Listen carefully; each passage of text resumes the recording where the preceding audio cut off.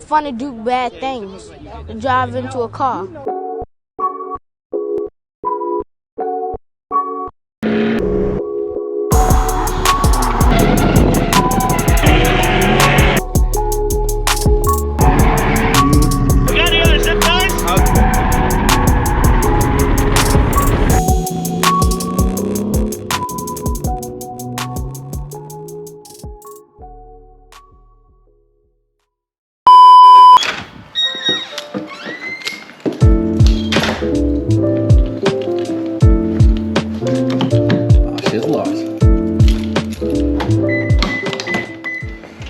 What's up guys, welcome back to the channel. Today we are not working on the GS, but we are going to work on the GS.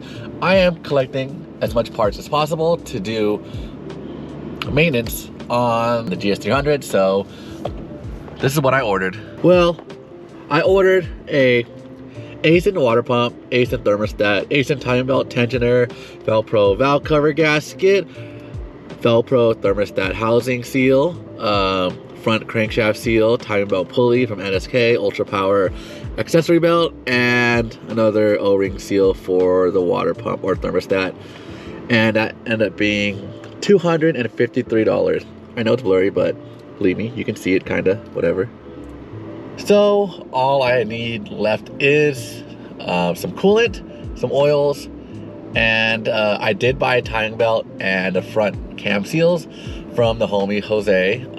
He was selling it on Facebook Marketplace, so I got a Gates Racing timing belt and OEM cam seals. So this car, this engine should be pretty refreshed by this Saturday. So this Saturday we're gonna do the whole maintenance, the whole package. I already did a video on how to do that, so if you guys want to look on how to do that, I'll post you can click up here somewhere. But yeah, it's exactly the same as my IS300, so it should be fairly simple. But yeah, today we're on a mission to go collect some parts. I'm trying to get all the parts I need to make this car a super reliable car by January 1st. So maintenance is going to be the first thing we do next week, and then the week after that is drifting at Winter Jam, and then the week after that we're going to do the manual swap. And this car should be fully manual swapped, perfectly ready to drive, no leaks, super reliable by January 1st. So that is a goal. So today we're going hunting. Let's go. All right, first things first, we're gonna head to AutoZone to see if they got some coolant. I think my GS right now has some universal coolant, which it should be red.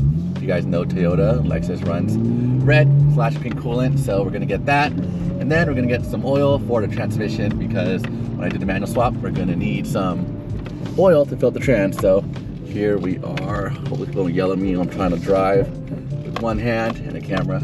So camera died, but basically I want to make this car the best street drift cruiser car ever. So like, you know, drive down the street, it's clean, it looks good. I want to take it to the track, handles great, and I want to mob with the homies. It looks good. Picked up some oil for the W58. We got some coolant for when I do the timing belt kit on Saturday. Everything should be coming in by, I want to say, Wednesday, but I won't start it till Saturday. So we got some time to make this car look good. But since you guys have made it to this far into the video, I want to show you guys the wheels that I got for this car. It's been sitting right here. All right, so I picked up these Works Euroline SL. Not the aggressive wheel ever, but they just look good. And I bought this as kind of spares, drift spares that I can use on this car when I go do drift it. I mean, I'm not gonna drift it that much since I do have that car, but this car is gonna be drift capable. And I thought having some beater wheels would be cool, and I got a good deal on them. So today we're gonna test fit just one wheel on the back, because two of them are 255s, one of them's a 235. This one doesn't have a tire, so I still need to order 2 sets of tires, or I might buy all 4 to have a matching set of tires, because I don't like running staggered on my drift car unless it's you know, has high horsepower. So I want to run all the same tires, but let's mount one of the wheels. All right, I'm gonna lower the wheel. Got 2 lugs in there, should be enough. Wow.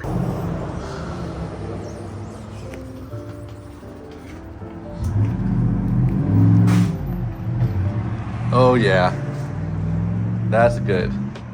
That's very nice. All right, what do you guys think about the wheel choice? I got these for pretty cheap. I'm not complaining about the price, and I don't hate the wheel.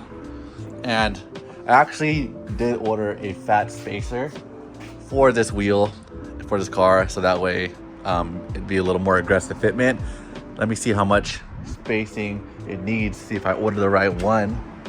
Let's see, if I had, this is a 235, which maybe I would run 235s all around. Looks like I would need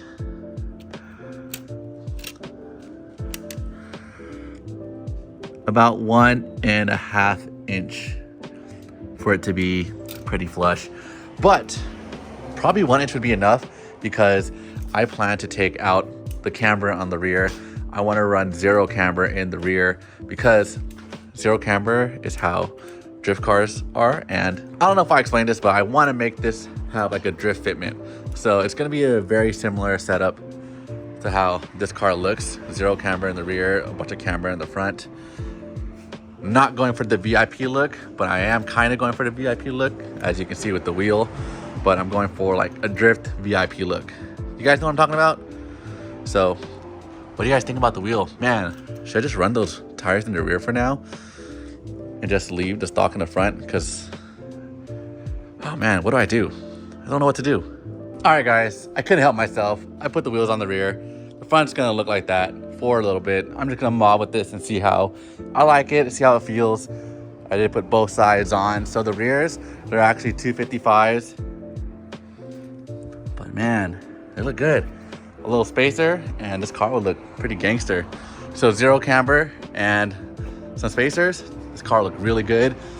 And hopefully I can get the front soon. I think having these in the rear motivated me to put some tires in the front so I can get that going.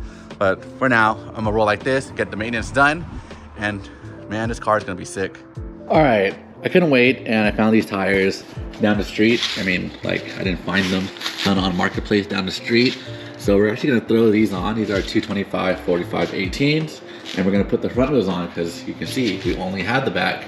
So let's put the front in now. All right, I got the good secured. You can see that's one wheel, that's the other wheel. Why is my thing so foggy? Clean this shit up. There we go.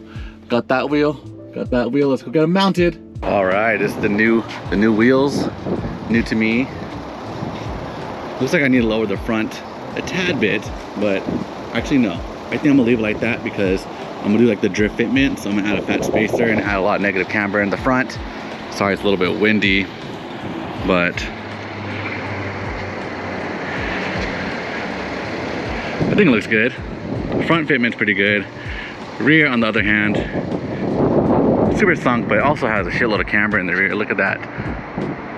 So, super excited I got these mounted today.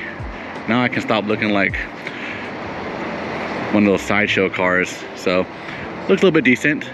All the wheels are mounted. This car's ready to go, ready to drive. I'll probably order spacers in the next week or so. And this car should be looking pretty solid. I'll probably drive it to work and see how it feels, but I do need some hub-centric rings. So yeah, this car is almost ready to go. So all the time belt stuff should be here by tomorrow, and the manual swap stuff is already here. Let's go through it one more time. So basically everything we need for the manual swap, and we should be able to have this car sitting right, feeling good and ready to roll soon. All right, we're gonna start with the manual swap. All the parts that I have for this manual swap. So, you guys seen, I do have the Heat Lightning Speed Shop clutch pedal and Heat Lightning Speed Shop handbrake. So, what else do we need for the manual swap? Let's see. First, we have flywheel. I got this for a SC300. We have a SC300 slave cylinder right here. And then we also have